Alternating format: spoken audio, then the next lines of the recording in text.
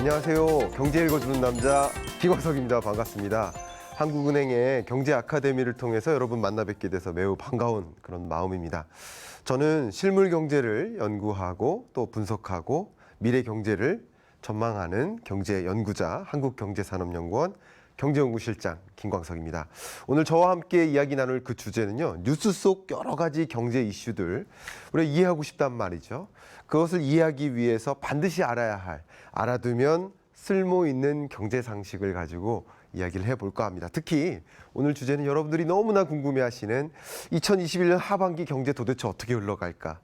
내가 반드시 알아둬야 될 경제 이슈는 무엇일까? 나는 앞으로 어떤 경제의 어떤 패러다임 변화가 전개되고 그 속에서 나한테 어떤 기회가 있을까? 어떤 위협이 있을까라는 것을 먼저 들여다보고 준비하는 준비된 나를 만드는데 이 오늘 공부할 이 알아두면 쓸모있는 경제 상식이 크게 도움되시리라 생각됩니다. 특히 미래 시나리오 2022에서 이야기한 여러 가지 이야기를 저자직강으로 전해드려 볼까 합니다. 본 강의 진행하기에 앞서 제가 몇 가지 질문을 드려보고 싶습니다. 첫 번째, 여러분 해당되시는 분 손 한번 들어봐 주세요. 나는 1930년대 대공황을 경험한 적이 있다. 네, 아무도 제가 카메라 투시 능력이 있는데요. 아무도 손을 안 들고 계시네요. 여러분이 1930년대 대공황을 그 누구도 경험한 적이 없으시다라고 한다면 그렇다면 2020년 코로나19 팬데믹의 경제 충격은 여러분 처음 경험하셨을 것이다. 제가 왜 그렇게 강조할 수 있냐면 IMF 외환위기 때 경제 어땠습니까? 굉장히 어렵지 않았습니까? 그때 세계 경제 성장률이 2.6% 플러스 성장했다는 사실이죠. 또 2008년 글로벌 금융위기 경제 어땠습니까? 굉장히 어려웠죠. 그때 세계 경제 성장률이 마이너스 0.073%, 마이너스라고 하지만 소수점 자리 없애면 그냥 0인 숫자죠. 그런데 2020년 코로나19 팬데믹 경제 위기는 세계 경제 성장률 마이너스 3.3%. 다시 한번 강조하지만 이 마이너스 3.3%라는 세계 경제 성장률은 1930년 대공황 이후로 여러분 인생에 처음 경험하신 경제 충격이셨던 것이다. 그렇게 코로나19는 우리 일상을 완전히 흐트러 놓았습니다. 혼돈의 도가니로 만들었죠. 그래서 2020년을 한마디로 포스트 코로나 시대. 그렇다면 2021년 경제는 어떨까? 코로나19가 헤집어놓은 그 모든 경제 충격을 다시 제자리로 가져오는 그 역할 누굽니까? 백신이죠. 결국 2021년은 이름하여 포스트 백신. 코로나19 또 백신. 이런 수많은 대외적인 변수들이 등장하면서 우리 경제는 어떤 변화를 또 가져올까? 여러분들 궁금하지 않으십니까? 2020년에 펼쳐졌던 코로나19의 그 충격들 다시 한번 되짚어 보시고 2021년 하반기에는 어떤 경제 이슈들이 현안이 될까? 지금부터 본격적으로 달려가 보도록 하겠습니다. 첫 번째입니다. 바로 첫 번째는 백신 전쟁이에요. 세계 경제가 불균형하게 회복된다라는 것을 강조하고 싶네요. 보시는 것처럼 선진국들이 어떻게 있습니까? 경주하고 있죠. 뭐를 가지고? 백신 확보를 가지고 경주하고 있습니다. 결국 백신의 확보 능력에 따라서 그 나라의 경제 회복 여부가 결정될 수 있겠다. 관건이다라고 볼 수 있는 거죠. 의미심장한 그래프가 보이시죠? 이 그래프는 뭐냐면요.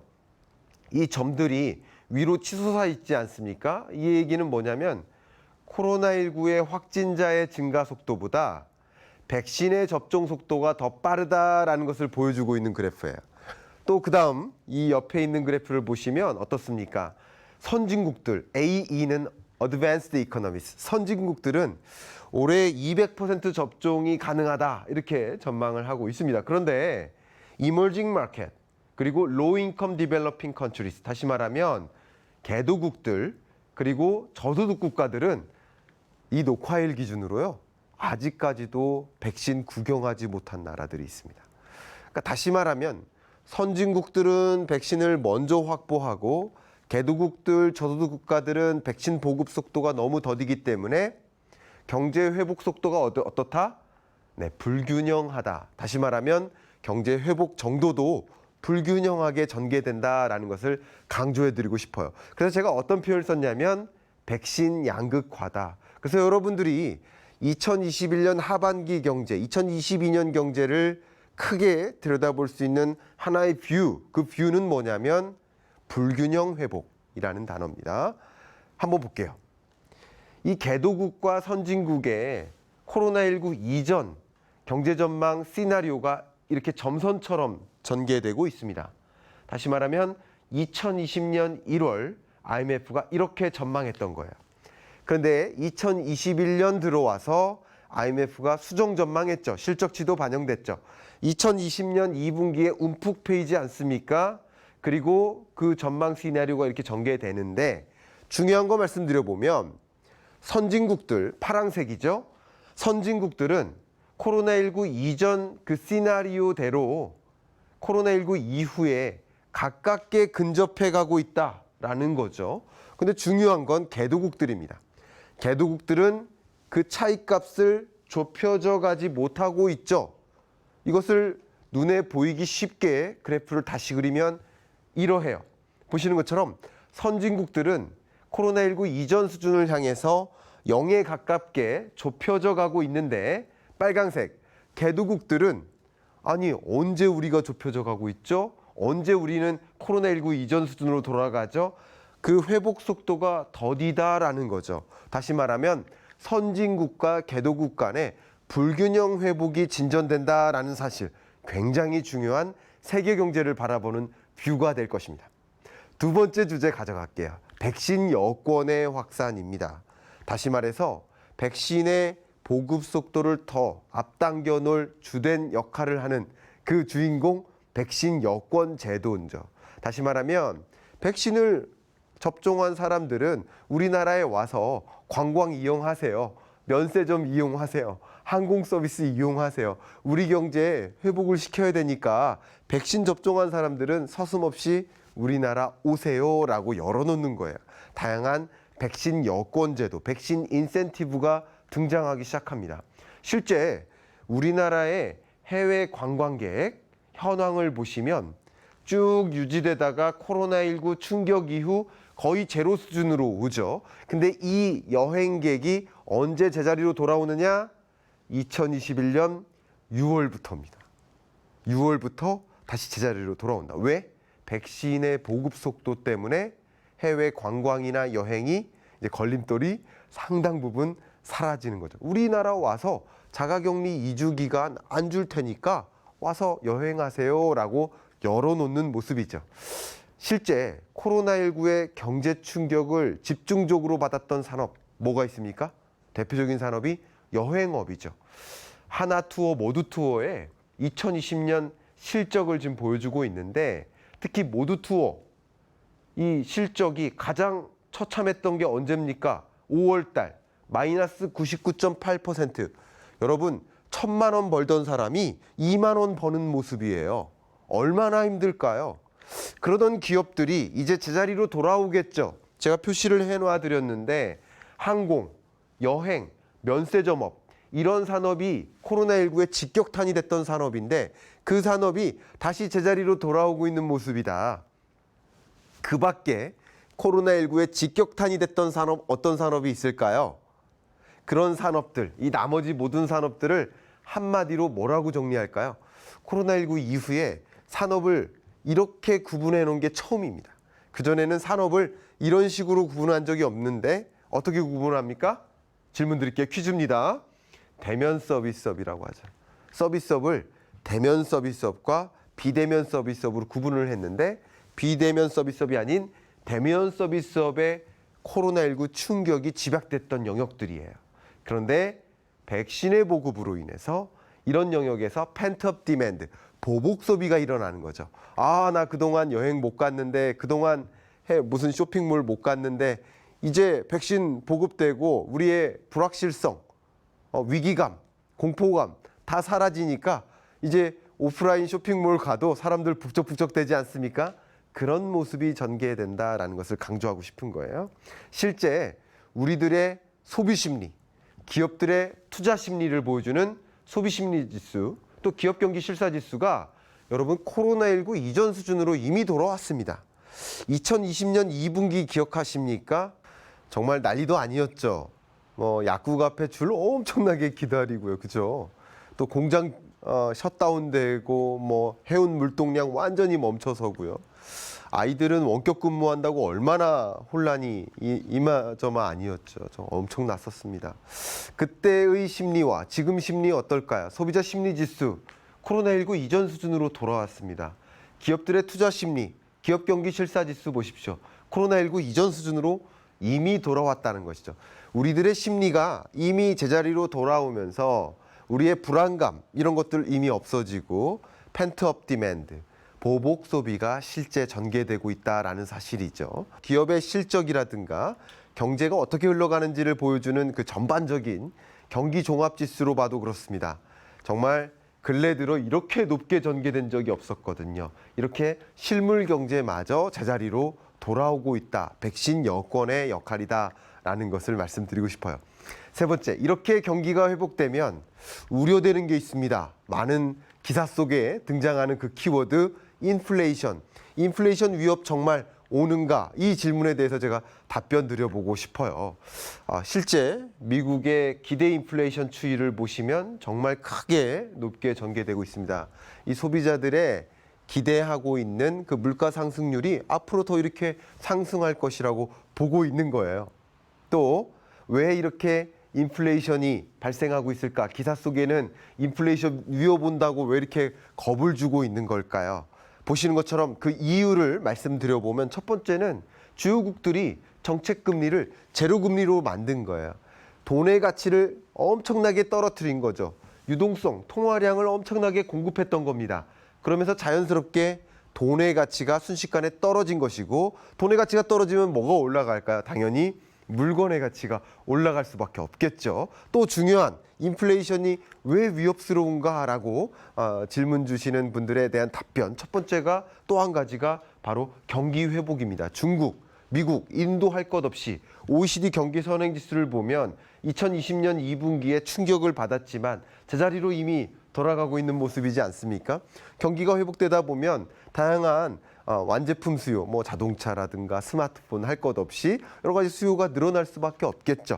그런 과정에서 또 같이 늘어나는 게 뭘까요? 원자재 수요죠. 철, 비철, 금속, 에너지, 다양한 원자재 수요가 늘면서 원자재 가격이 이렇게 급등하고 있지 않습니까? 그런 것들이 가격이 반영되면서 물가가 상승할 수밖에 없는 거죠. 또 한 가지 중요한 구조적 변화가 함께 맞물리고 있습니다. 세계적으로 많은 국가들이 온실가스 배출량 감축 목표를 발표합니다. 그래서 탄소 배출권을 이제 거래해야 돼요. 탄소를 저감한 기업들은 탄소를 저감 노력하지 않은 그런 기업들에게 탄소 배출권을 판매할 수 있고요. 탄소 저감 노력을 하는 과정에서의 비용이 들어가고 혹은 탄소 저감 노력을 못한 기업들은 탄소 배출권을 사야 됩니다. 그게 가격에 반영되는 과정에서 인플레이션이 올 수밖에 없는 거예요. 이런 여러 가지 복합적인 요인들이 인플레이션을 가져왔다고 볼 수 있는데 더 지배적인 요인 한 가지 말씀드릴게요. 물가 상승률의 개념이 뭡니까? 우리나라 기준으로 말씀드려보면 약 460여 가지 품목들을 가격을 등량률을 계산하는데 2021년 6월 달의 물가 상승률은요. 2020년 6월 달의 가격과 그 등락, 변동폭을 계산해서 가중평균하는 거예요. 다시 말해서 지금 이 물가는요. 2020년 2분기와 비교하고 있는 것인데 다시 말해서 기저효과에 따른 물가의 반등이라는 거죠. 보시는 것처럼 소비자 물가, 수입 물가 모두 다 할 것 없이 2020년 5월 달에 21년 5월 달에 크게 오르는 모습인데 이 물가 상승률은 2020년 5월 달과 비교한 것이죠. 근데 우리 한국은행의 목표 안정 물가가 몇 퍼센트입니까? 2%예요. 2%를 계속 밑돌고 있지 않았습니까? 그러다가 고작 4월, 5월 들어서 물가 상승률이 2%를 초과했는데 이것은 인플레이션이라기보다는 기저효과에 따른 일시적인 물가 상승. 저는 오히려 어떻게 생각하냐면 아니 이렇게 기저효과까지 가만히 됐는데도 고작 2%대 물가밖에 기록 안 하고 있네 하는 생각을 가지고 있어요. 그래서 인플레이션 때문에 금리를 인상한다? 이런 일은 굉장히 어렵지 않을까 생각을 합니다. 실제 한국은행이 5월 27일자로 물가 전망치를 발표를 했습니다. 소비자 물가 상승률이 2021년 1.8%, 2022년 1.4%, 기저효과가 반영되어도 백신 보급 이후로 실제 많은 원자재 수요가 늘고 완제품 수요가 는다 하더라도 우리나라의 목표 안정 물가 2%를 밑도는 물가 상승률. 오히려 우리나라는 그동안 디플레이션이 우려되던 그런 경제였는데 이제 물가가 적당하게 올라가지고 있네. 인플레이션 위협이라기보다는 착한 인플레이션이라고 리플레이션이라는 표현을 많이 쓰고 있거든요. 그런 관점에서 기준금리 인상할까? 이 주제로 자연스럽게 넘어가 보도록 하겠습니다. 자, 기준금리 인상할까라는 질문에 대해서 또 기준금리는 그럼 왜 인하하는 겁니까? 왜 인상합니까? 라는 그런 질문에 대해서 답변을 먼저 드려보면 좋을 것 같다는 생각을 했습니다. 2008년으로 잠깐 건너가 볼까요? 미국 경제가 어땠습니까? 거의 파탄 나지 않았습니까? 파란색 그래프 보이시죠? 이때 글로벌 금융위기 때 미국이 금리를 어떻게 했습니까? 제로 금리로 만들었죠. 왜 이렇게 금리를 인하했을까요? 금리를 인하하면 무슨 일이 벌어질까요? 자연스럽게. 금리를 인하하면 기업들의 투자가 늘어납니다. 자연스러운 일이죠. 투자가 늘어나면 당연히 고용이 늘겠죠. 일자리가 늘면 더 많은 사람들이 어떻게 합니까? 소득이 늘어나겠죠. 소득이 늘어나면 자연스럽게 뭐 하고 싶어지세요, 여러분? 네, 소비하고 싶어지죠. 소비가 실제로 늘어난다 그러면 기업들은 뭐 하고 싶습니까? 적극적으로 또 투자하고 싶겠죠. 다시 말해서 금리를 인하함으로써 투자가 늘고 고용이 늘고 소득이 늘고 소비가 느니까 또다시 투자가 늘어서 경제가 어떻게 되는 겁니까? 선순환하는 거죠. 경제의 선순환 구조라고 하죠. 금리를 인하함으로써 경기를 부양시킨다. 보시는 것처럼 미국이 글로벌 금융위기 때 경제 충격을 딛고 일어나기 위해서 통화정책 관점에서는 금리를 제로금리로 만들었던 겁니다. 당연히 코로나19 경제 충격 마찬가지죠. 미국도 제로금리를 만들고 우리나라도 역시 기준금리를 역사상 홍익인간 이래로 가장 낮은 기준금리를 만들었던 거예요. 이렇게 낮은 금리가 계속 전개되고 있는데 기준금리 인상할까라는 그 질문은 다른 말로 돌이켜서 이야기한다면 우리 경제 코로나19 이전 수준으로 언제 돌아옵니까? 라는 이야기랑 거의 비슷해요. 실제 언제 돌아올까를 볼 수 있는 좋은 잣대 중에 하나가 GDP 갭 전망이라고 하는데 어렵죠. 우리나라의 잠재 성장률이라고 하죠. 이 정도 등치면 이만큼 먹어야 되는 거 아니야? 그게 잠재 성장률의 개념이에요. 잠재 성장률이 2.5%인데 실질 경쟁 성장률은 마이너스 1%였어요. 2020년에. 그럼 이 차이값이 얼마예요? 2.5에서 마이너스 1. 이걸 값이 빼면 마이너스 3.5였죠. 그죠? 마이너스 3.5가 우리나라의 GDP 갭이었던 거예요. 그런데 이 마이너스 3.5에서 0이 되는 순간 우리나라 경제가 코로나19 이전 수준으로 돌아오는 것이다라고 해석할 수 있겠죠. GDP 갭이 언제 제자리로 돌아오느냐? 2022년, 2023년 요 정도쯤에 돌아올 것이다라고 IMF는 주요국들을 다 같이 전망하고 있습니다. 그러면 기준금리 이제 2022년, 2023년 정도에 인상하는 겁니까? 라고 질문을 또 많이 하시는데 그렇지 않을 수도 있습니다.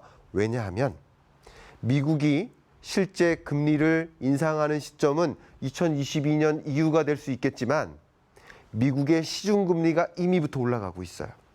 왜? 미국 경제가 굉장히 견조하게 성장하니까. 그러다 보면 자연스럽게 미국 돈의 가치가 올라가죠. 근데 신흥국들은 아직도 경제 회복 멀다 하죠. 그러면 이 신흥국과 선진국 간의 돈의 가치가 어떻게 될까요? 벌어지죠. 그러면 신흥국에 투자됐던 자금이 어떻게 됩니까? 빠른 속도로 빠져나오겠죠. 그런 위기를 뭐라고 하죠? 외환 위기라고 하죠. 그러면 실제 미국은 금리를 인상할 만한 여건이 안 돼요. 왜냐하면 코로나19 이전 수준으로 경제가 회복되지 않았으니까. 그런데 어쨌든 미국이 경제 회복된다고 금리를 인상해 버리면 더더군다나 이 시중금리가 올라가 버려서 돈이 신흥국으로부터 빠져나오고 있는데, 그래서 이런 나라들이 어떻게 하고 있습니까? 먼저 기준금리를 인상하고 있어요. 브라질이나 터키가 대표적인 예예요. 왜냐하면 외환 위기로부터 자유롭고 싶어서. 그래서 선진국들도 기준금리를 정상화하기 어렵습니다. 그러나 우리나라는 먼저 기준금리를 인상할 만한 여건이 조금씩 마련되어 가고 있다. 경제 회복도 그렇지만 또 시중금리의 차이로 인해서 자금이 빠져나오는 것을 막기 위해서 여러 가지 문제점들을 가로막기 위해서 기준금리를 정상화할 만한 시점, 그런 게 2021년 하반기, 2022년 상반기 정도가 될 것이다. 그런 유의사항들을 좀 지켜보시면서 금리 어떻게 전개될까라는 것을 한번 모니터링 하시면 어떨까 생각해 봅니다. 여러분께 질문 한번 드려보고 싶어요. 1980년대 짜장면 가격이 얼마였습니까? 네, 한번 말씀해 봐 주세요. 네, 500원이요. 네, 요즘 짜장면은 얼마입니까? 요즘 5,000원, 6,000원.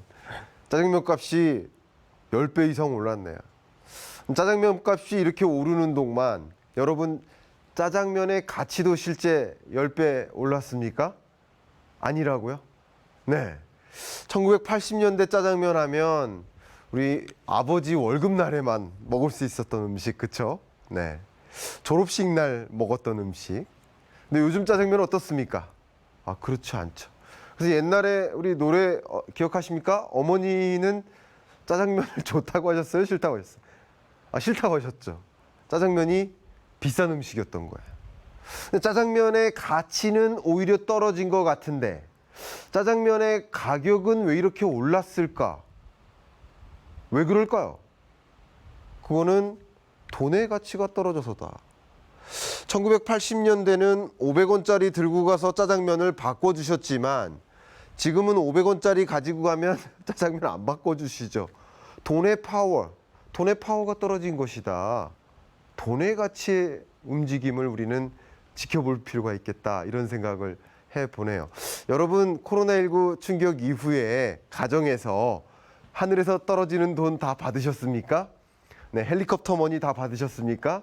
네, 받으셨을 거예요. 재난지원금, 그리고 기본소득 개념이 이미 시작됐고 또 4차 추경에 이어서 2021년 들어서 6차 추경까지 한국은행은 역사상 처음으로 무제한 양적 완화를 했죠. 또 기준금리도 역사상 가장 낮은 수준의 기준금리를 도입했죠. 이 모든 일들이 뭡니까? 헬리콥터 머니죠. 그동안 어떻게 된 거예요? 돈의 가치가 순식간에 떨어진 거죠. 우리나라만 그럴까요? 아니요. 우리나라는 보통입니다. 주요국들은요, 돈의 가치가 순식간에 떨어지면서 자산 가치가 자연스럽게 올라간 거예요. 그런 현상을 뭐라고 표현할 수 있어요? 메인스트리트과 월스트리트 간의 갭. 어려운 표현입니까? 아니에요. 한번 보세요. 메인스트리트는 실물 경제를 뜻해요. 실물 경제는 아직도 코로나19 충격으로부터 극복하지 못한 그런 경제 주체들이 있단 말이죠. 근데 월스트리트, 자산시장, 여의도 이렇게 생각하시면 좋아요. 자산시장, 자산 가치는 이렇게 높게 형성되고 메인스트리트는 아직도 힘들다. 월스트리트과 메인스트리트 간의 갭이 벌어지고 있습니다. 이런 현상을 저는 어떻게 표현했냐면 K자형 회복이다라고 이미 칼럼을 통해서 발표를 했습니다. 이게 무슨 말이냐? 보시는 것처럼 고자산가들은 에스컬레이터 타고 올라가요. 근데 저임금 노동자, 세입자 여러분들은 계단을 처벅처벅 내려가요. 제가 한번 질문 드려볼까요? 여기 앞에 우리 스태프분들이 여러분 계신데 지난 1년 동안 정말 성실히 일하셨죠? 1년 동안 얼마 모으셨습니까? 네, 성실히 일하셔서 2천만 원, 3천만 원 모으셨다고 하십니다. 그동안 집값은 어떻게 됐습니까? 집값은 14%가 올라서 20억짜리 집이 23억이 됐죠. 다시 말하면 집값이 3억 오르는 동안 나는 3천만 원 모았다. 그러면 나는 3천만 원만큼 부자 된 겁니까? 아니면 2억 7천만 원만큼 오히려 가난해진 겁니까? 네, 가난해졌다. 고자산가들은 자산 가치가 높게 형성되면서 에스컬레이터 타고 올라가지만 세입자 여러분들은, 저임금 노동자 여러분들은 계단을 처벅처벅 내려가야만 했고 전세 가격도 10% 이상 올랐거든요. 13% 올랐습니다. 그러면 5억짜리 전세에 살던 세입자들도 5억 5천이 된 거예요. 그러면 3천만 원 모았지만 추가 대출 받아서 여전히 전세 살아야 됩니다. 자산가들과 그렇지 않은 사람들 간의 격차가 오히려 벌어진다. 경제가 회복되는 듯 하지만 그것은 일부만 느낄 수 있는 회복인 거고 어떤 계층에게는 전혀 회복을 실감할 수 없는 그런 경제가 전개되고 있다. K자형 회복이죠. 실제 자산 가치의 증가 속도가요. 소득의 증가 속도보다 더 높게 형성됩니다. 그러면 내가 정말 열심히 성실히 일해서 소득을 모으는 것만으로는 나는 더 부자 될 수가 없구나. 더 가난해질 수도 있겠구나. 어떤 자산의 가치가 더 높게 형성될 것인가 라는 것을 들여다보는 일, 그것도 하나의 경제 전망이죠. 그래서 높게 형성될 자산에 나의 소득의 일부를 옮겨 실는 일, 그게 재테크 아니겠습니까? 재테크의 관점에서도 우리는 경제를 면밀히 들여다봐야 됩니다. 그냥 어제 투자하고 오늘 빼고 이런 묻지마 투자 말고요. 구체적으로 어떤 경제 패러다임이 전개될까? 어떤 부상하는 경제가 있을까라는 것을 지켜보면서 높게 형성될 자산의 소득의 일부를 옮겨 실는 일, 그게 재테크 아니겠습니까? 경제를 모르고 투자하는 일은 눈을 감고 운전하는 것과 같다. 제가 늘상 강조하고 있는 표현입니다. 심지어 산업에 있어서도 그런 K자형 회복은 두드러지게 나타납니다. 많은 사람들이 그래요. 코로나19 충격 이후로 언택트 사회가 등장했다. 아니죠. 저는 언택트라는 표현을 2013년부터 했습니다. 실제 보세요. 2020년 코로나19 위기 이후로 온라인 쇼핑 거래액이 20%씩 늘었어요. 맞아요. 코로나19 충격 이후 온라인 쇼핑이 크게 늘었죠. 근데 코로나19 이전에도 말이죠. 보세요. 2019년에도 온라인 쇼핑 거래액은 20%씩 늘었단 말이에요. 오프라인 쇼핑 거래액은 어떻습니까? 코로나19 충격으로 오프라인 쇼핑이 크게 줄었어요. 맞아요. 그래서 마이너스 증가율이죠. 그러나 코로나19 이전에도 2019년에도 오프라인 쇼핑은 계속 마이너스였어요. 계속 줄었어요. 원래부터 오프라인 쇼핑에서 온라인 쇼핑으로 건너가는 그런 현상, 산업의 패러다임 변화는 원래부터 전개되고 있었다. 코로나19 충격마저도 이 거대한 트렌드를 거스르지 못했다. 코로나19조차도 이 방향성을 바꾸지 못했다. 속도만 바꿨을 뿐이다. 그러면 코로나19조차도 바꿀 수 없는 그 방향성, 그 거대한 트렌드 읽어나가야 되지 않겠습니까? 그게 경제 전망이죠. 우리는 그런 경제 트렌드를 지속해서 모니터링하는 그런 나가 준비된 나 아니겠습니까? 준비된 나를 만드는데 이런 이야기가 꼭 내 머릿속에, 내 마음속에 담겨 있어야 되겠다라는 말씀 강조하면서 다음 주제로 넘어갑니다. 여러분, 어쩌면 2021년 코로나19의 충격이 가고 백신이 보급되고 다양한 변화들이 시작됐다라고 볼 수 있겠지만 또 한 가지 중요한 변화의 서막, 바로 바이드노믹스입니다. 바이든의 등장이죠. 여러분 한번 잠깐 생각해 보세요. 오바마 대통령 시절에서 트럼프 대통령 시절로 건너가면서 어떤 변화가 시작됐습니까? 약 15년 이후로 특히 2020년까지 가장 중대했던 경제 현안 뭐였습니까? 가장 경제 현안, 중요했던 현안, 미중 무역 분쟁 아닙니까? 근데 그 미중 무역 분쟁이 누가 일으킨 거예요? 트럼프가 일으킨 거죠. 그런 것처럼 어떤 중요한 이 의사결정자라고 볼 수 있죠. 세계의 경찰이라고 볼 수 있죠. 미국 대통령이 바뀌는 것은 다양한 경제, 산업, 구조적인 변화가 일 수 있겠다라는 관점에서 그러면 바이든이 이끄는 경제, 바이든이 이끄는 이 리더십은 또 어떤 것일까? 저랑 함께 구체적으로 들어가 보도록 하겠습니다. 제가 지금 여러 국제기구, 국제조약들을 쭉 나열해 봤습니다. 이 국제기구와 조약들의 공통점이 있는데요. 어떤 공통점이 있을까? 제가 퀴즈 내드리도록 하겠습니다. 답변 한번 해보세요. 네. 예, 답변이 여기까지 들리는 것 같습니다. 네. 뭐라고요? 네. 트럼프가 탈퇴한 조약. 정답입니다.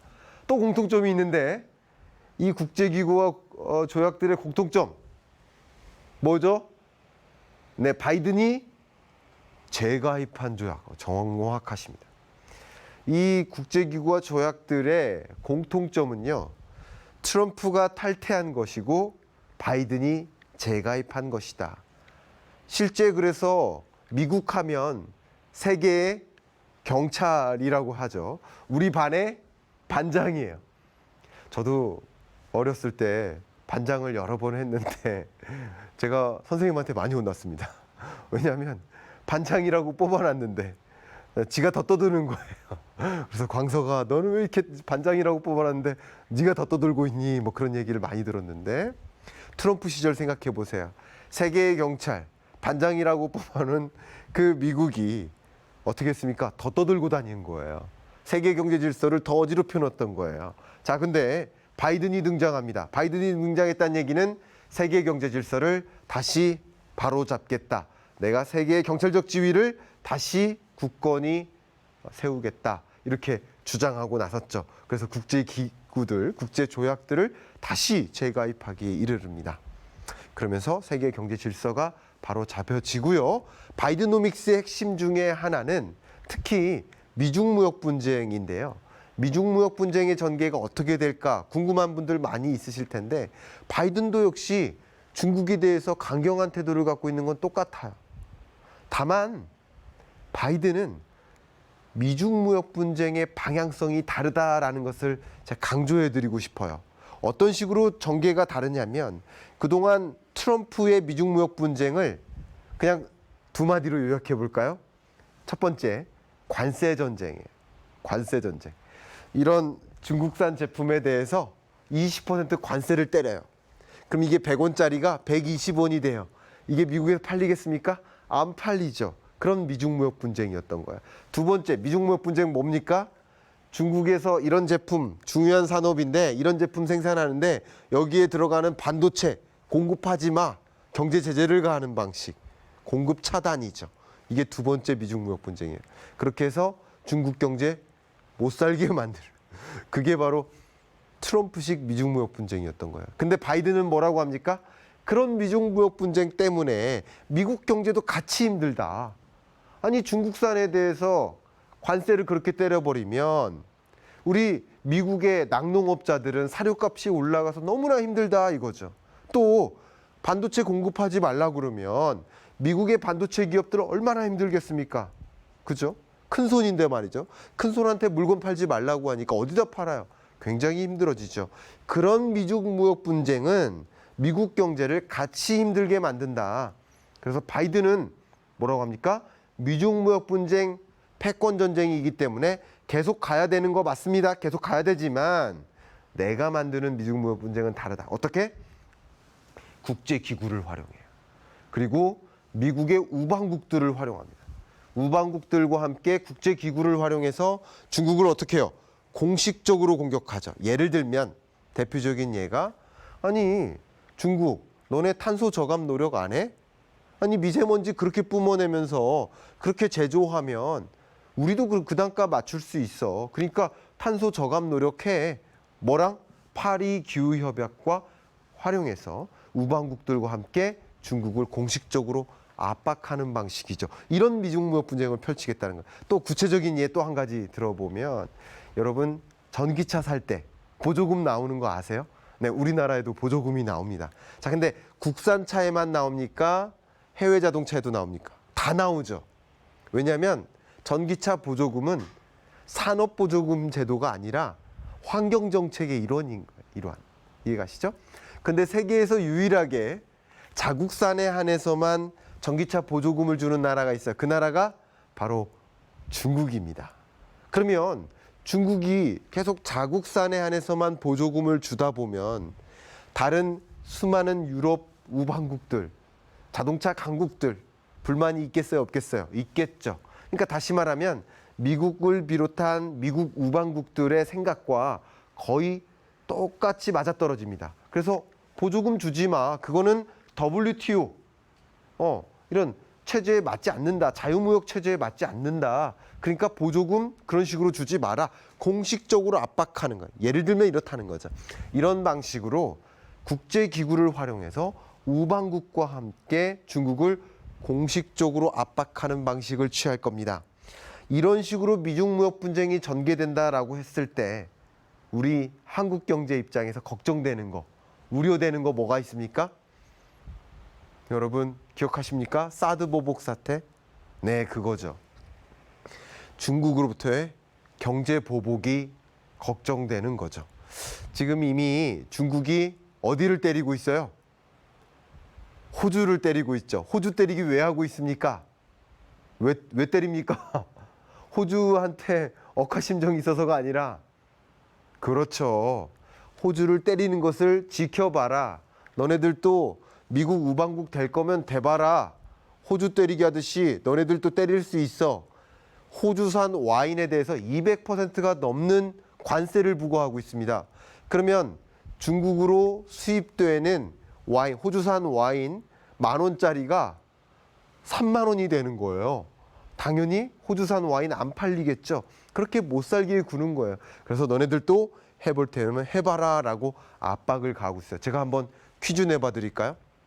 우리나라 전체 수출에서 중국으로 가는 비중 몇 퍼센트가 될까요?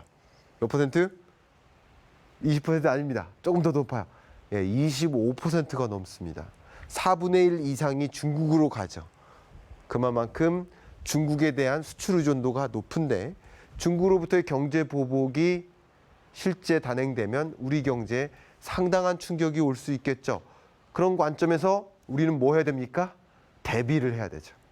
그런 시나리오가 전개될 우려가 충분히 있기 때문에 그런 시나리오가 전개될 때 우리 여러 정부 당국은 어떤 대응을 해야 될까라는 것을 미리 그림을 그려놓고 차선책을 마련해서 중국이 아닌 그 밖의 신흥국으로 수출 대상국을 다변화하려는 그런 노력들 성실히 이행해 나가야 되겠다. 제가 산업통상자원부 자문위원회에 가면 반드시 그런 이야기 강조를 하고 있습니다. 그렇게 중기 혹은 장기에 걸쳐서 우리나라의 수출 대상국 다변화 전략 적극적으로 이행해 나가겠다. 여러분들도 그런 부분들 빠짐없이 기억하셨으면 좋겠습니다. 특히 바이든이 이끄는 경제 한 가지만 제가 중점적으로 강조를 해보고 싶습니다. 어떤 산업이 부상할 수밖에 없을까? 바이든 정부의 인프라 투자안을 보십시오. 엄청나게 인프라를 투자하지 않습니까? 인프라 투자는 왜 하냐면요. 이렇습니다. 경제 충격이 있고 나면 움푹패이겠죠. 움푹패인 만큼을 뭘로 메꿔요? 재정을 투입해서 메꿔요. 그걸 역주기 정책이라고 해요. 이것은 바이든만 그런 것이 아니라 트럼프가 당선됐을지라도 그렇습니다. 똑같습니다. 우리나라도 그렇고요. 우리나라의 그 인프라 정책이 이름이 뭡니까? 네, 한국판 뉴딜, 디지털 뉴딜, 그린 뉴딜, 지역균형 뉴딜. 이게 합해서 한국판 뉴딜 정책이죠. 이게 다 인프라 정책이에요. 중국도 마찬가지, 수많은 국가들이 다 똑같습니다. 그런 면에서는 똑같아요. 다만 중요한 거 말씀드리면 트럼프가 만약에 당선이 되면 송유관 깔아요. 석유화학 발전, 시추선 막 이렇게 더 늘려요. 석유화학 산업을 중심으로 그 산업의 인프라를 더 많이 보강하는 방식인데 바이든의 인프라는요 다릅니다. 재생에너지 산업, 친환경 산업에 중점을 가지고 있다. 제가 잠깐 앞으로 돌아가 볼까요? 이 모든 국제기구 조약 중에서 바이든이 가장 먼저 재가입한 조약이 있습니다. 트럼프가 탈퇴했지만 바이든이 당선되자마자 행정명령에 사인한 그 조약, 바로 파리 기후변화협약인 거죠. 중요한 거. 그만큼 친환경 산업에 엄청난 관심을 가지고 있다라는 사실 강조하고 싶습니다. 마침 미국의 주요 인프라 사용 연한이 크게 이제 교체 주기가 다가오고 있는 상황이라고 볼 수 있어요. 그렇기 때문에 인프라에 더 적극적인 투입이 필요한 상황이라는 것을 강조하고 싶어요. 그러면 바이든이 이끄는 이런 경제, 우리는 어떤 산업에 유망한 어떤 기회를 맛볼 수 있을까? 기업 입장에서는 어떤 산업에 더 적극적으로 뛰어들어야 될까? 특히 우리 경제 주체, 투자자 입장에서는 어떤 거스를 수 없는 거대한 변화, 유망한 산업 무엇일까? 그거 한번 들여다봐야 되지 않겠습니까? 저와 함께 들여다보시죠. 자, 제가 한번 질문 드릴게요. 여러분 느끼실지 모르겠지만요. 이 스튜디오 공간이요. 굉장히 뜨겁습니다. 뜨거운 이유는 굉장히 많은 조명들이 저를 비추고 있기 때문이에요. 제가 원래 얼굴이 굉장히 까만데 아마 하얗게 나오는 것처럼 보일 수 있습니다. 그게 조명 덕분이에요. 자, 이 조명을 이용하려면 뭐를 이용해야 될까요? 당연히 전기가 필요하겠죠. 우리나라의 전체 전력 공급량의 몇 퍼센트가 재생에너지에 의존하고 있을까요? 한번 맞춰봐 주십시오. 네, 몇 퍼센트? 네, 스태프분들도 맞춰보셔도 좋습니다. 네, 그렇습니다. 지금 현재 약 10% 정도 됩니다. 근데 재생에너지에 대한 의존도를 몇 퍼센트까지 끌어올릴 계획일까요? 우리나라? 네, 20%까지. 언제까지? 2030년까지. 그걸 뭐라고 합니까? 재생에너지 2030 이행계획. 예, 2030년까지 20%까지 끌어올리겠다. 혹은 재생에너지 3020 이행계획. 이렇게 보통 표현을 하고 있죠. 이게 우리나라의 재생에너지 전략인데요. 왜 이 얘기를 하냐고요? 네, 바이든의 전략은 어떠할까? 네, 그거 질문 드리고 싶어서 그래요. 한번 맞춰봐 주십시오. 바이든은 재생에너지에 대한 의존도를 몇 퍼센트까지 끌어올리겠다라고 공약에 발표했을까요? 네, 몇 퍼센트? 30% 아닙니다. 40% 아니에요. 50, 60 아니에요. 80, 90, 100%입니다. 물론 정치인의 공약이니까 이게 정말 실현 가능한 겁니까? 이런 의문을 갖기보다 우리가 캐치해야 될 건 뭐냐면 바이든이라는 정치인은 이 친환경 산업에 재생에너지 산업에 엄청난 드라이브를 걸겠구나라는 것을 캐치할 필요가 있겠다라는 것을 강조하고 싶은 겁니다. 실제 바이든은요, 이 친환경 산업에 2조 달러의 투자를 진착시킬 것을 발표를 했고요. 구체적인 이행 계획들을 한 가지 말씀드려보면요. 전기차, 수소차 의무 판매 제도를 도입하겠다. 이게 무슨 얘기냐면요. 현대자동차가 만약에 미국에 전기차나 자동차를 수출할 거면 이 자동차 수출 규모 100대 중에 15대는 전기차나 수소차여야 돼 라는 쿼터제입니다. 강력하죠. 그런 제도를 도입하겠다라고 이미 공약성에 발표했고요.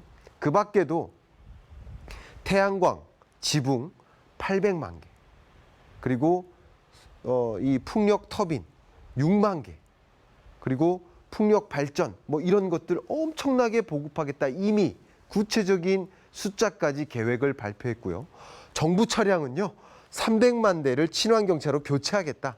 스쿨버스도 50만 대를 수소차 전기차로 교체하겠다라고 이미 구체적인 이행 계획들을 발표한 상황입니다. 이만큼 친환경 산업에 엄청난 드라이브를 걸겠구나라는 것을 여러분 캐치하시면 좋겠습니다. 그만큼 친환경 산업의 부상이 있고, 그럼 이런 친환경 산업의 부상은 단순히 미국 경제에서만 부상하는 것이 아니라 말 그대로 세계의 경찰로서 경찰적 지위를 발동해서 미국을 비롯한 주요 선진국들을 중심으로 친환경 산업에 상당한 기회가 올 수밖에 없겠다. 그 중에 한 가지 제가 강조해드리고 싶은 게 전기차인데요. 그럼 전기차로 교체되면 어떤 변화가 있을까 궁금하지 않으세요? 그 변화 중에 제가 한 가지만 여러분께 말씀드려보고 싶은데요. 그 한 가지가 바로 소재의 변화입니다. 여러분, 전기차의 하중이 무거워요. 그러면 하중을 줄이기 위한 노력들을 해 나가야 되겠죠. 당연히 철강 이런 것이 아니라 알루미늄, 강화 플라스틱 이런 소재의 수요가 크게 늘어나는 거죠. 또 중요한 거 말씀드릴까요? 전기 충전 인프라들이 보급돼야겠죠. 그럼 전기 인프라, 전기 충전 인프라 이런 것들이 많이 보급돼야 되겠죠. 특히 친환경 산업하면 재생에너지인데 이 재생에너지 산업들이 많이 보급된다는 얘기는 분산 발전형으로 바뀐다는 거거든요. 그럼 분산 발전형 되면 당연히 구리 수요가 많이 늘어요. 전선이 늘어나는 거죠. 그런 것들, 이런 철, 비철 금속 수요가 크게 늘어난다라는 것을 좀 예의주시할 필요가 있고요. 또 한 가지 깊게 들어가 보겠습니다. 전기차의 전체 가격에 부가가치의 가장 많은 비중을 차지하는 것이 바로 배터리예요. 배터리 혼자서 대략 40%를 차지합니다. 그러면 이 40% 비용을 충당하기 위해서 자동차 기업들이 아니 이 부가가치의 40%가 배터리인데 배터리 기업 좋은 일만 우리가 해주고 있네 하면서 전기차가 주력이 되는 자동차 기업들이 뭐 하려 합니까? 네, 배터리 산업을 내재화하기 위한 기업 전략을 펼쳐 나갑니다. 배터리를 그 자동차 기업들이 외부에 의존해서 수급받는 것이 아니라 자기가 스스로 생산한다는 거죠. 배터리 전쟁이 이어진다라는 것이죠. 그럼 배터리에 들어가는 여러 소재들, 중요한 원자재 수요가 크게 늘어난다. 심지어 말이죠. 자동차에 들어가는 타이어가 기존 경유차, 가솔린차하고 전기차하고 같을까요? 아니요.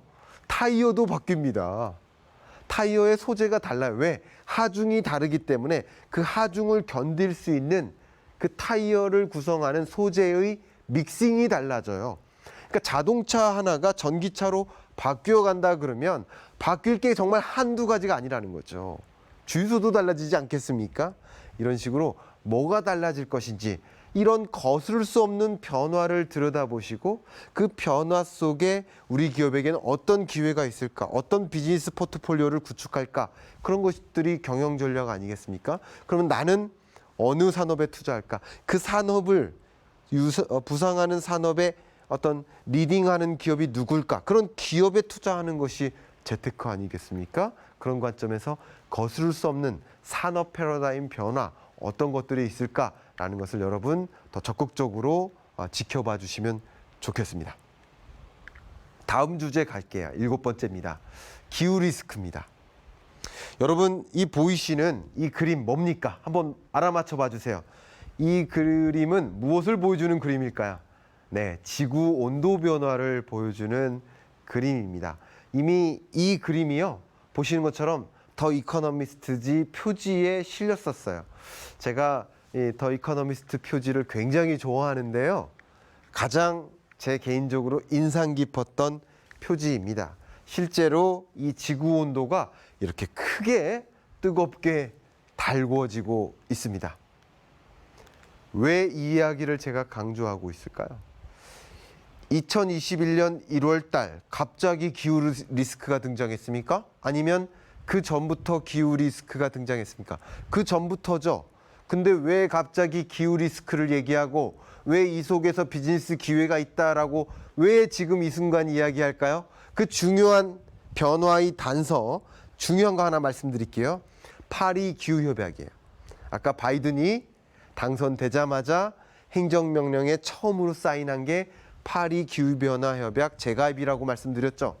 자, 파리 기후협약을 제가 왜 가지고 왔을까요? 2015년 12월에 195개 나라가 함께 모여서 약속한 거예요. 뭐라고 약속했을까요? 그 구체적인 얘기해 볼게요.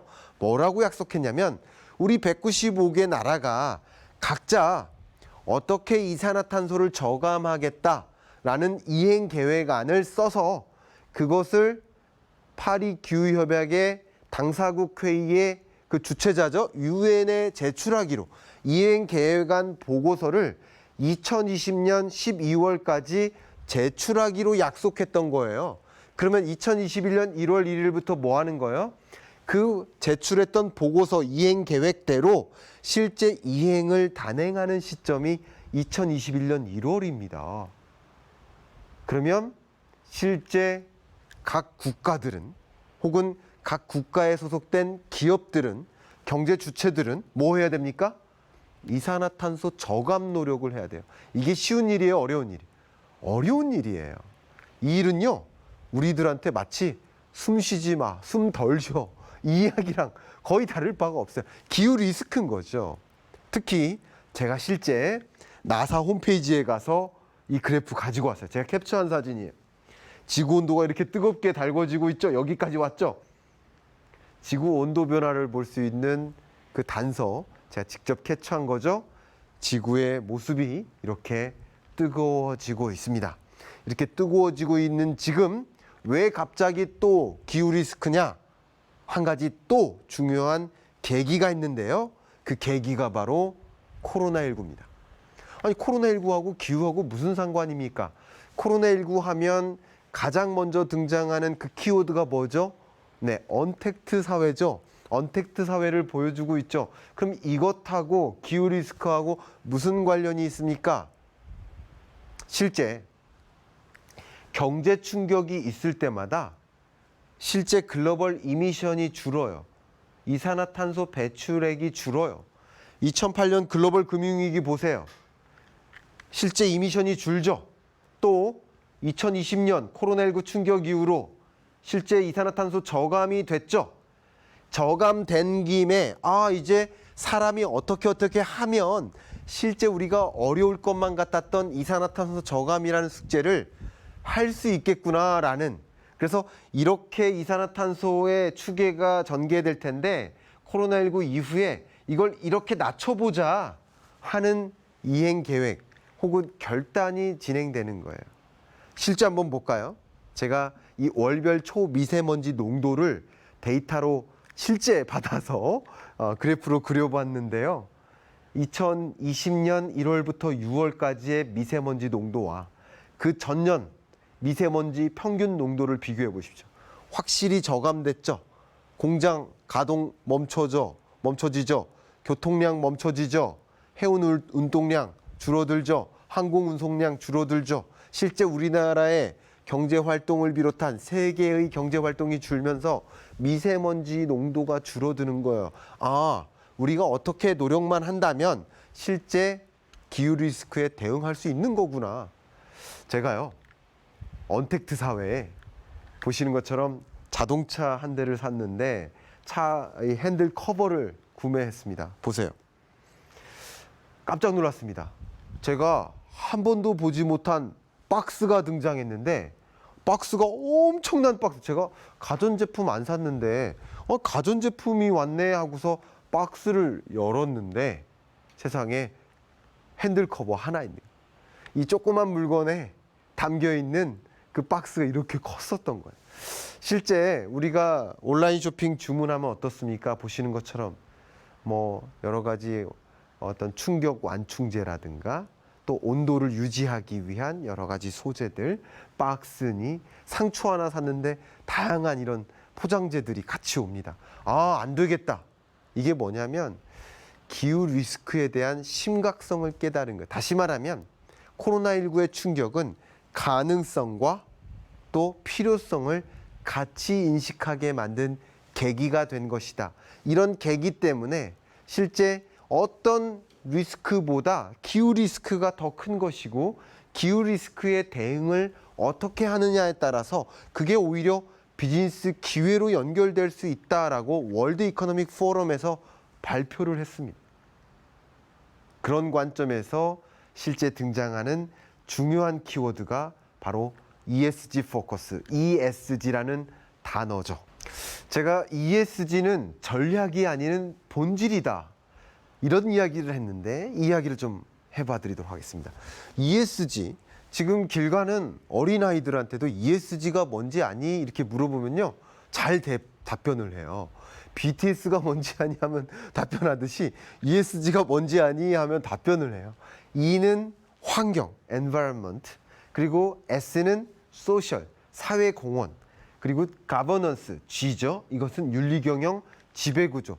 기업이 그냥 이윤 추구만 하는 것이 아니라 환경보호, 사회공헌, 윤리경영도 해야 된다라는 것을 강조하는 그 키워드가 ESG라는 단어고, 많은 기업들이 ESG에 엄청난 집중을 하고 있다. 그런 과정에서 친환경 산업이 부상하고 있다. 저는 조금 더 시간 관계상 ESG 중에서 E라는 관점, 환경이라는 관점에서 더 집중적으로 말씀을 드려볼까 합니다.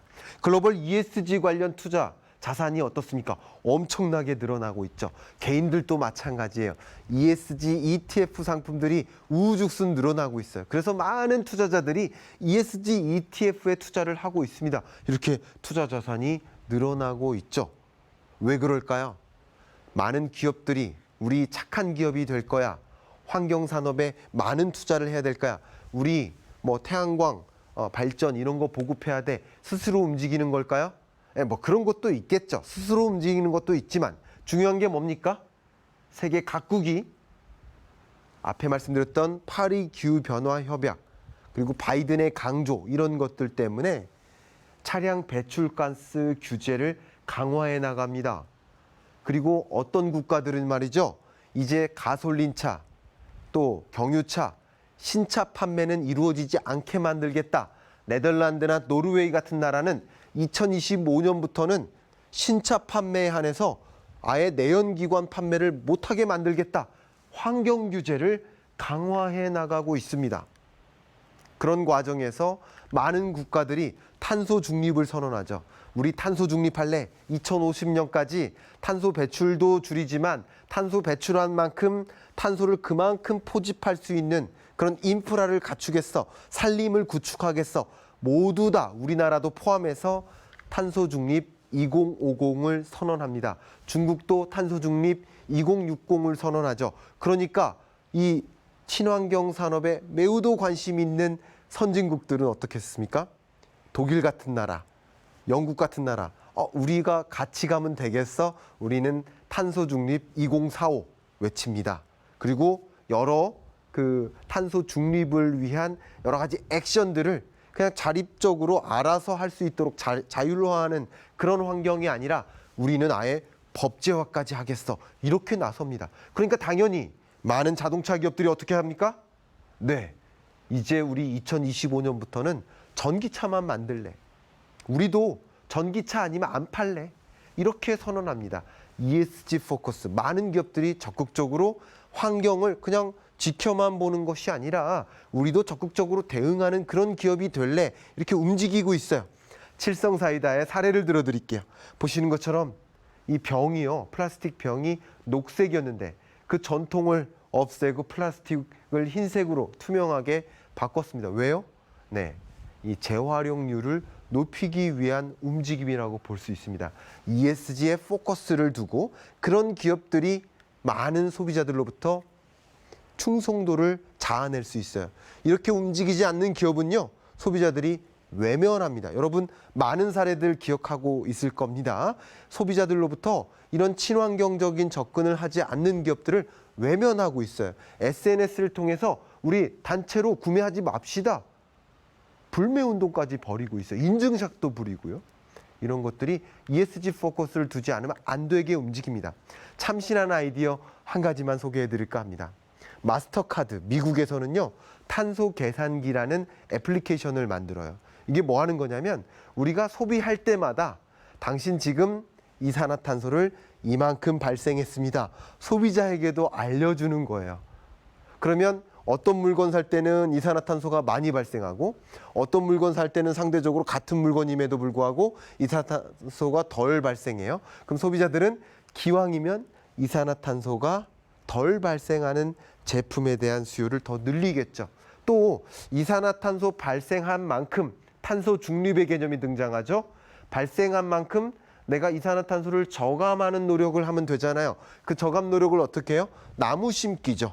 그래서 나무 심기라는 어떤 기금에 나도 기부할 수 있게 어떤 일부 1원의 포인트든 10원의 포인트든 혹은 100원, 만 원이든 얼만큼씩 기부함으로써 내가 소비자로서 이산화탄소를 발생했다면 또 이산화탄소를 저감하는 그런 액션도 해나가겠어 하는 소비자의 의식이 있는 그런 움직임을 같이 이끌기 위한 이런 금융사의 움직임, 가장 대표적인 모습이지 않겠습니까? 서로 많은 기업들이 너도 나도 태양광과 ESS를 적극적으로 보급합니다.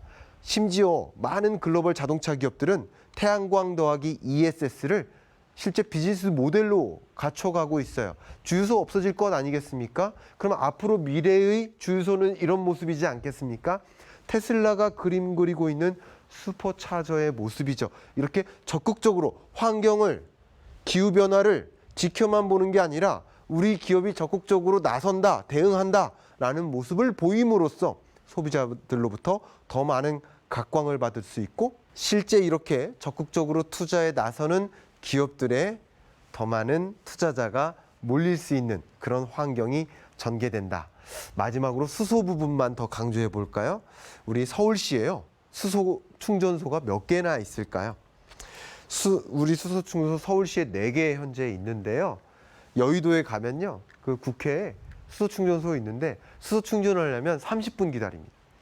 어떻게 됩니까? 수소 충전소 더 많이 보급해야겠죠. 그게 바로 그린 뉴딜 사업 안에 있다. 현대 로템 같은 경우는 현재 수소 전기 트램을 시범적으로 운영하고 있는데 2021년 하반기부터 상용화됩니다. 수출도 이루어질 겁니다. 이런 것들이 친환경 산업이 부상할 수밖에 없는 그런 과정을 제가 설명드리고 싶은 예라고 볼 수 있겠습니다. 자, 이제 마무리를 저랑 함께 해볼까요? 도대체 2021년 하반기, 2020년 또 2023년까지 어떤 경제가 흘러갈까 궁금한 것들이 굉장히 많아요. 2020년에는요, 여러분 인생에 처음 경험하는 경제 성장률이죠. 마이너스 3.3%.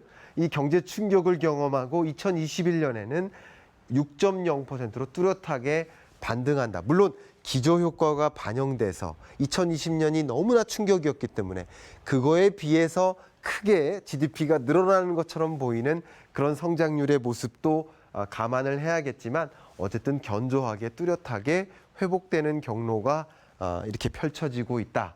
한국 경제는 도대체 어떻게 흘러갈까요? 네, 2020년 마이너스 1% 수준의 우리나라 경제로서는 정말 충격적인 경험을 했고요. 2021년에는 3.5에서 4.0% 수준의 뚜렷한 반등이 전개될 것이다. 이렇게 회복되는 경로 속에 우리도 그 회복세를 뚜렷하게 느낄 수 있을까요? 그것은 이런 변화하는 경제 산업의 패러다임, 구조 변화 속에 어떤 새로운 유망한 산업이 무엇인지, 그런 산업에 적극적으로 뛰어들거나 또 그런 산업들을 포착하거나 그런 유망한 산업에 중장기적인 투자를 하는 그런 경제 주체들에게만 그 회복의 기운이 실제 전개되지 않을까요? 저는 그런 생각을 해봅니다. 저랑 함께 마무리 멘트 제가 해드리도록 하겠습니다. 제가 굉장히 좋아하는 헤라클레이투스라는 그리스 철학자입니다. 뭐라고 얘기했냐면, 변화하고 있다는 것을 제외하면 그 나머지 것들은 모두 다 변화하고 있다. 변화 그 자체를 빼면 모든 것들은 변화하고 있다. 변화에 투자하라, 이 말씀 드리고 싶어요. 심지어 우리가 한번 가본 강물은 다시 가볼 수 없다. 왜냐하면 우리가 다시 가보는 순간 이미 그 강물은 흘러가 있다. 심지어 그 강물이 멈춰져 있을지라도 내가 그 강물에 다시 가보는 동안 내가 이미 변해져 있다. 변화는 끊임없이 전개되고 또 변화조차 또다시 변화하고 있다. 우리는 어떻게 그 변화가 전개되고 있을지를 끊임없이 모니터링하고 그 변화 속에 내가 어떤 기회가 있는지, 또 나에게 어떤 위협이 있는지를 먼저 들여다보고 대응할 필요가 있다. 나에 대한 투자, 경제를 읽고 그 변화를 들여다보는 나에 대한 투자가 먼저 선행될 필요가 있겠다라는 걸 강조하면서 저와의 강의 모두 마무리하도록 하겠습니다. 감사합니다.